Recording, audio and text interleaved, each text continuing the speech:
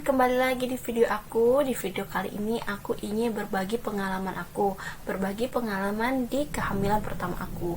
Mungkin di video ini agak sedikit sedih sih, karena di kehamilan pertama aku terjadinya AB atau abortus atau keguguran.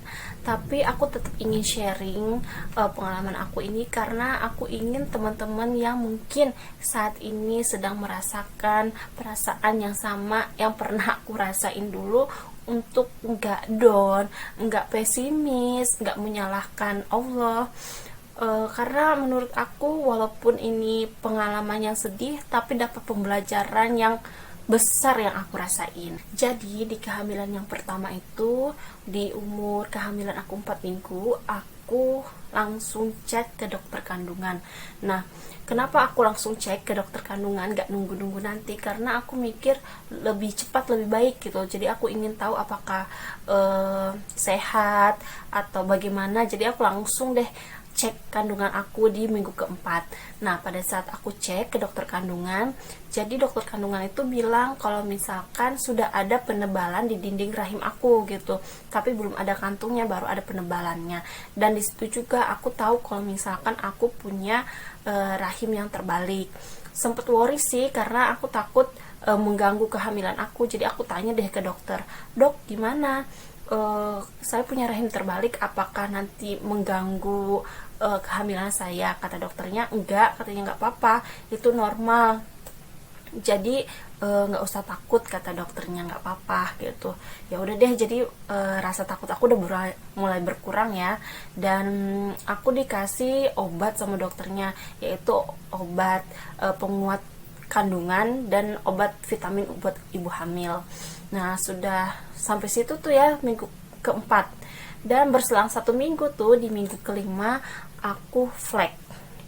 Tapi itu fleknya sedikit banget sih, ngefleknya kayak coklat titik aja gitu. Cuman sifat jeleknya aku, yaitu aku punya sifat yang khawatiran. Jadi aku itu posisinya aku lagi kerja, lagi jaga, akhirnya aku buru-buru pengen cek gitu. Dan sayangnya banget juga itu malam minggu, hari Sabtu malam minggu. Dokter kandungan itu jarang ada yang praktek di malam itu, mungkin karena weekend. Jadi aku tuh sendirian sama Grab, aku naik Grab nyari dari klinik satu ke klinik yang lain gitu, cari pokoknya dokter kandungan yang praktek gitu. Akhirnya sampai ke 3 klinik. Di 3 klinik itu juga dokternya nggak praktek karena malam minggu. Aku udah pasrah, nanti aja deh hari Senin gitu. Tapi aku masih kekeh, aku cari deh ya di Google gitu, dokter kandungan yang buka gitu. Pas aku lihat ada tuh yang buka, aku ada nomor teleponnya. Aku telepon, yang angkatnya tuh dokternya. Aku telepon, dok buka praktek nggak? Buka, kata dokternya. Akhirnya aku pergilah ke situ sama Grabnya gitu. Dan aku sih bersyukur banget sama mas Grabnya. Mas Grab itu baik banget, mungkin juga karena udah ngelihat aku khawatir gitu ya, ketakutan. Dan mas Grabnya bilang udah bayar aja sesuai yang di aplikasi, katanya semoga kandungannya nggak apa-apa, kata gitu. Jadi makasih banget. Nah udah itu ya, aku cek itu di minggu kelima. Aku cek, pada saat aku cek itu aku bilang aku punya rahim terbalik, karena seminggu sebelumnya aku udah cek gitu, cuman tadi ngeflek gitu. Gimana ya dok? Ya udah, dokternya USG lah, udah di USG dari perut. Dokternya boleh nggak di USG transvaginal, mau nggak gitu? Oh ya udah dok, nggak apa-apa gitu. Iya, biar kita tahu ada masalah atau enggak, kata dokternya. Akhirnya dibantu oleh bidannya untuk masukin alat USG dari transvaginal. Pas dokternya USG lihat, oh udah ada nih kantungnya gitu. Oh alhamdulillah deh, aku dalam hati aku alhamdulillah udah ada kantungnya, udah ada nih kantungnya. Cuman inget ya, katanya terjadinya kehamilan itu kalau udah ada calon baby, udah ada DJJ-nya, udah ada denyut jantung babynya gitu. Oke dok gitu, ya udah nggak apa-apa, katanya. Ini kan masih minggu kelima, mungkin kehamilan masih muda juga, jadi baru kelihatan deh kantungnya gitu. Oh iya dok, Gimana dok, aku udah dapat obat ini, aku bilang ya udah dapat obat ini dari dokter sebelumnya. Oh ya udah dah, lanjutin aja. Akhirnya aku cuman kontrol USG sama untuk tahu apa sih ngefleknya kenapa. Dokternya bilang nggak apa-apa ngefleknya, nggak di jalan lahirnya juga nggak ada darah gitu. Oh ya udah, akhirnya aku santailah gitu. Berjalan lagi 1 minggu kemudian, 2 minggu kemudian, di minggu ke-6 mau ke-7, minggu ke-7 lah kurang lebih, aku ngeflek lagi. Itu pun aku lagi kerja, lagi jaga. Itu terjadi ngefleknya pagi. Akhirnya aku khawatir, tapi khawatirnya sudah mulai berkurang karena pengalaman dari yang sebelumnya. Aku terlalu khawatir, jadi malah aku takutnya aku stres ya. Aku ya udah deh, aku habis jaga ini aku mau kontrol lagi ke dokter yang kemarin, kata aku gitu. Akhirnya aku kontrol sorenya karena dokternya buka prakteknya sore, kurang lebih jam 5 sore kalau nggak salah. Akhirnya aku udah kayak gitu kontrol lah sama beliau. Per saat kontrol aku pun USG-nya transvaginal lagi. Pas di transvaginal lagi udah ada dedeknya, udah ada calon dedeknya, udah ada denyut jantung dedeknya gitu. Kata dokternya udah ada nih denyut jantung dedeknya. Wah, udah seneng dong, alhamdulillah. Oh iya dok, ya tapi denyut jantungnya lemah gitu. Ya udah diminum aja obatnya, masih ada enggak? Ya dok, obat yang ini. Ya udah diminum aja gitu.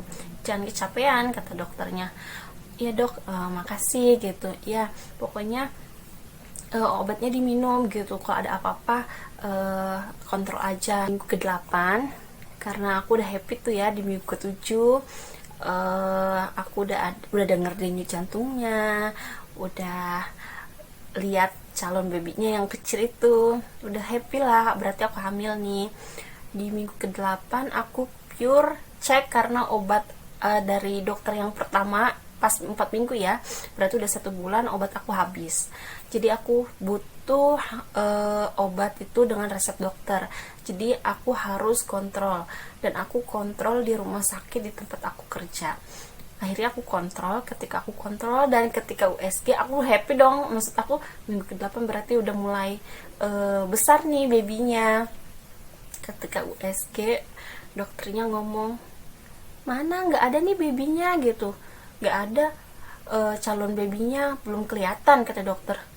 Terus aku bilang sama dokternya, nggak mungkin dok, minggu kemarin, minggu sebelumnya saya baru cek karena ngeflag, itu udah ada denyut jantungnya gitu.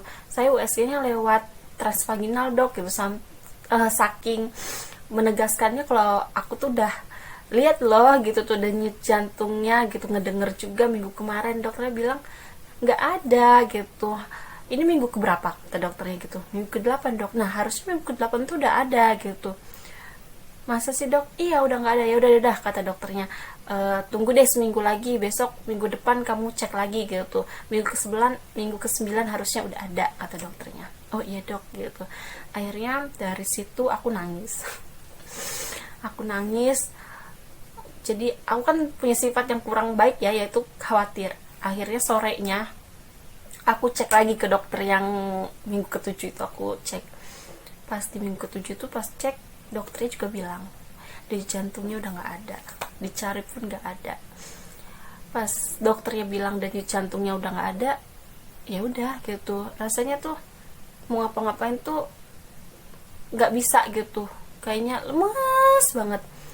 Tapi orang pertama yang aku telepon tuh suami aku bilang jantungnya nggak ada gitu, karena sebelumnya paginya udah aku telepon jantungnya udah nggak ada. Kata suami aku, ya udah gitu, pulang istirahat, maksudnya pulang ke kontrakan istirahat. Dan nggak tahu kenapa, dan itu aneh sih menurut aku, pada saat aku tahu denyut jantung babynya udah nggak ada gitu, rasa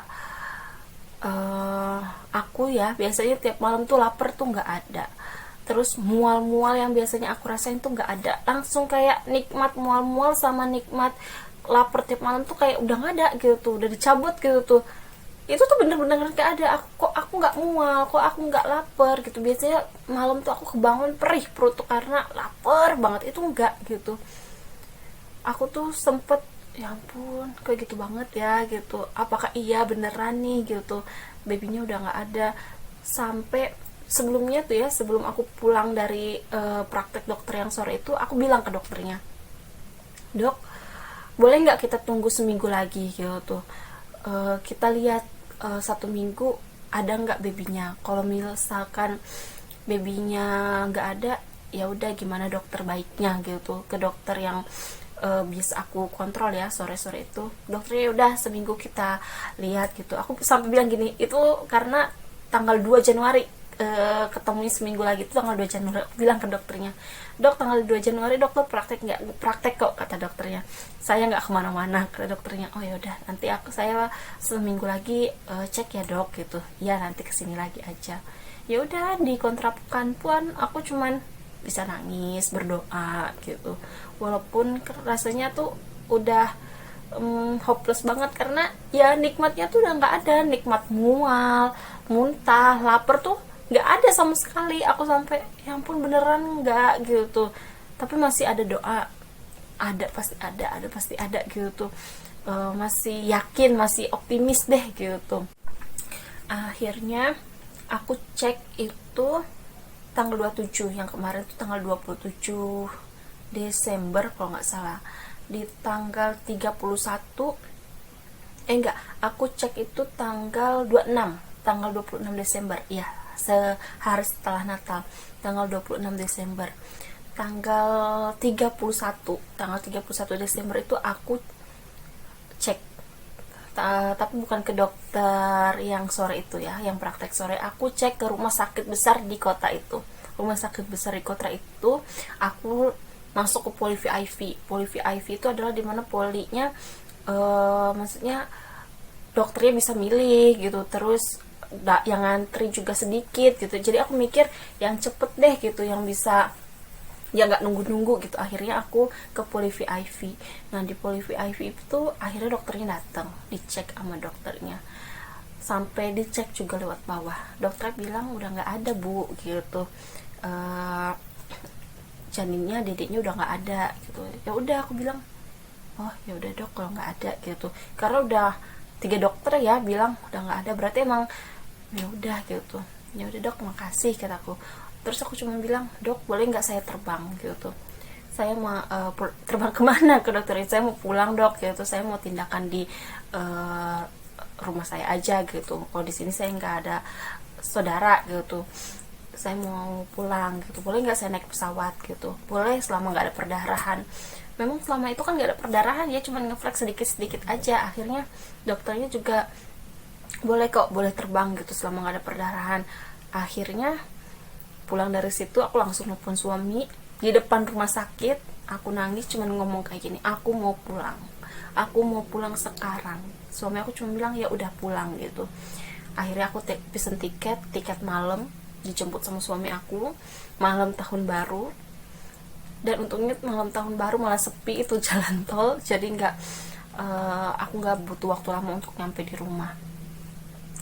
Pada saat tanggal 1 Januari cek lagi, tapi di dokter juga, di dokter kandungan keluarga lah, maksudnya dokter kandungan tapi masih kayak kerabat gitulah. Dicek memang udah nggak ada babynya. Sorenya tanggal 1 Januari, sore tanggal 1 Januari jam 4 itu mulai persiapan tindakan. Aku dimasukin alat plus dikasih obat untuk merangsang kontraksi. Malamnya, pagi ya, malam tanggal 2 Januari jam 4 subuh itu tuh udah kontraksi. Akhirnya keluarlah darah itu, perdarahan, maksudnya udah keluar lah. Pas keluar itu aku nangis. Oh berarti nggak bisa dipertahanin lagi ya gitu. Aku cuma bilang, ya Allah makasih udah nitipin anak, walaupun cuma 8 minggu, 10 minggu, kurang lebih 10 minggu aku udah bisa ngerasain di perut aku tuh udah ada baby, walaupun Allah cuma ngasihnya sebentar gitu, maksudnya cuma nitipinnya sebentar gitu. Cuma nangis aja. Suami karena ngelihat aku nangis cuma bilang begini, harus dipikirin positifnya, mungkin Allah belum ngasih rezeki yang sekarang gitu, karena bisa aja anak yang kamu inginin gitu Allah kasih, tapi malah takutnya bukan baby yang sehat, makanya Allah nggak mau ngasih kamu sesuatu kekecewaan gitu. Jadi pas suami bilang kayak gitu, aku ya juga gitu. Jadi aku mungkin ya udah sih benar gitu, Allah mungkin mau ngasih aku anak yang lebih sehat, lebih cantik, lebih ganteng, pokoknya yang terbaik gitu. Allah tuh pengen ngasih bener-bener yang terbaik deh buat kamu gitu.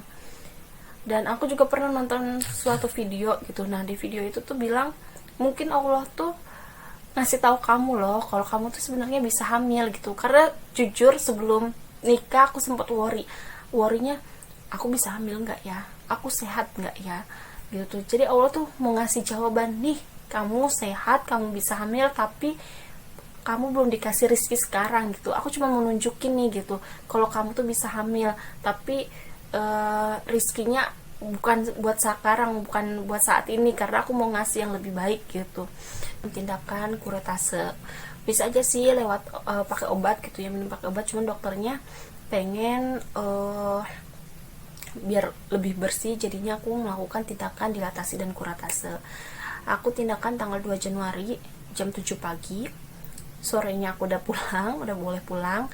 Nah seminggu kemudian aku kontrol, tapi aku kontrol di tempat aku, maksudnya di tempat rumah orang tua aku, karena kan waktu tindakan itu di rumah suami ya. Jadi aku pulang ke rumah aku dulu, ke rumah orang tua aku gitu.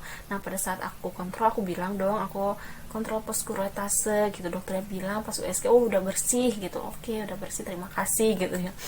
Terus karena memang ibu aku nih punya riwayat tokso, jadi aku takut apa karena tokso ya. Jadi dokternya juga ya udah, akhirnya ya udah deh, mau nggak cek darah, cek tokso sama cek pembekuan darah, takutnya si babynya itu maksudnya AB-nya atau kegugurannya bisa takut penyebabnya karena selain pembekuan darah di aku.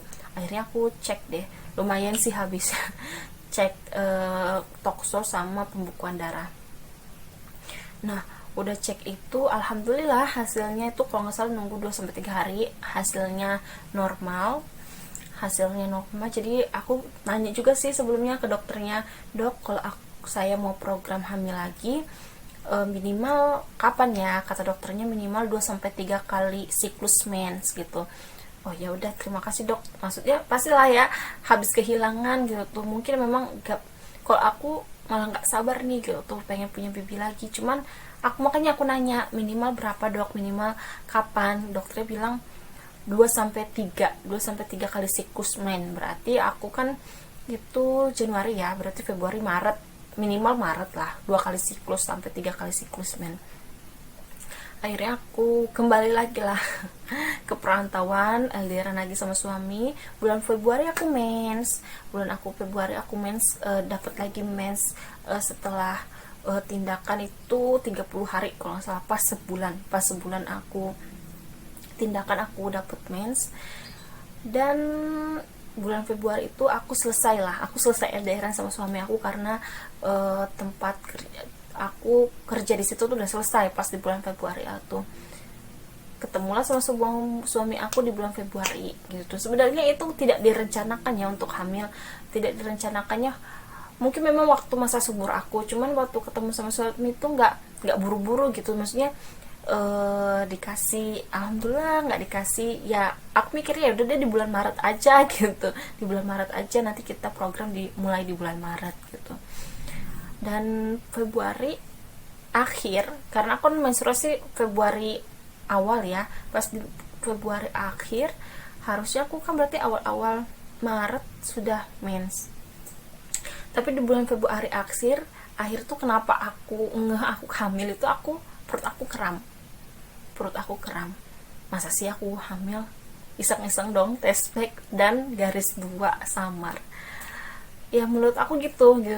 Jadi kalau kata Allah dikasih ya dikasih gitu, sampai alhamdulillah anaknya udah lahir gitu. Untuk teman-teman yang lagi program hamil, tetap semangat, optimis. Dan untuk teman-teman yang sekarang mungkin pernah merasakan yang aku rasakan, jangan stres, yakin, ikhtiar tetap, dan Allah maha baik. Untuk teman-teman udah dulu ya sampai sini. Nah, jangan lupa klik subscribe, like, dan komen. Dan di video selanjutnya bakal banyak tips dan pengalaman dari aku yang aku ingin sharing tentang kehamilan, masa-masa kehamilan semester 1, kedua, 3, lahiran, dan banyak lagi. Dan tetap di support ya. Terima kasih. Assalamualaikum.